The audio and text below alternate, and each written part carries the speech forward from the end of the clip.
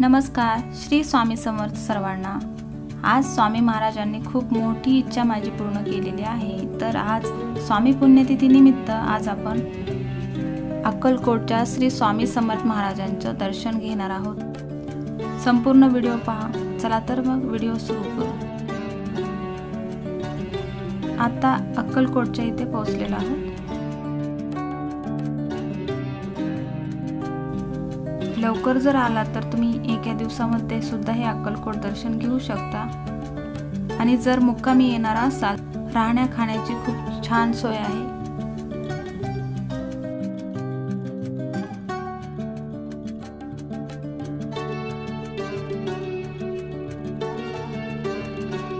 इथे अन्नछत्र आहे, पाहू शकताय.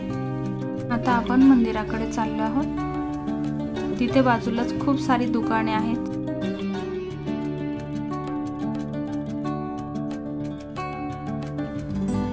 स्वामी महाराजांच्या अतिशय छान अशा मूर्ती आहेत. प्रसादाची, फुलांची दुकाने आहेत. स्वामींच्या ज्या काही वस्तू आहेत त्या इथे मिळतात. जर तुम्हाला कुठे मिळत नसतील तर तुम्ही इथे घेऊ शकता.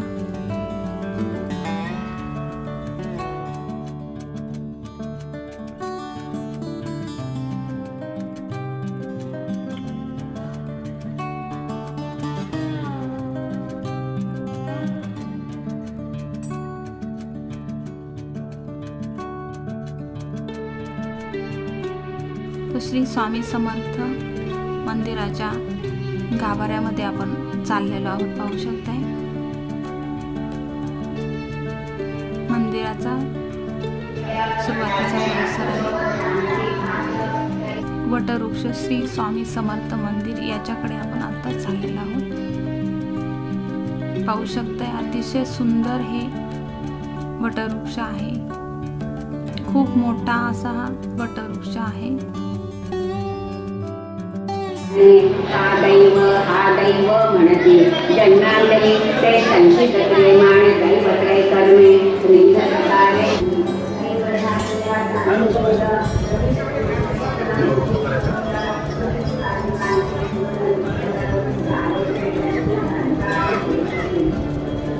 असे म्हणतात की बारीक बघितलं तर या वटवृक्षात स्वामींचा हात आपल्याला दिसतो.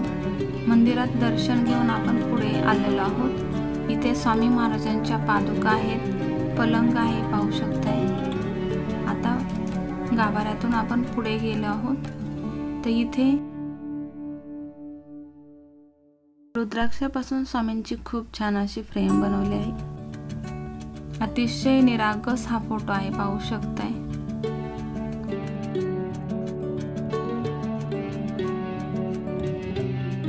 पाहू शकताय खूप जास्त गर्दी इथे आहे. पाहू शकताय वटवृक्ष खूप मोठा हा वृक्ष आहे. ज्यांना गुरुचरित्र किंवा स्वामी चरित्र पारायण करायचं आहे त्यांना इथे खूप अशी सेवा करण्यासाठी एक गाभाऱ्यात खूप मोठी जागा आहे. पाहू शकताय अशी पारायण होतात. कुणाला जर अक्कलकोटला जाऊन पारायण करायचे असेल तर ही अशी व्यवस्था आहे. कुणाला माळ वगैरे जप करायचा असेल तर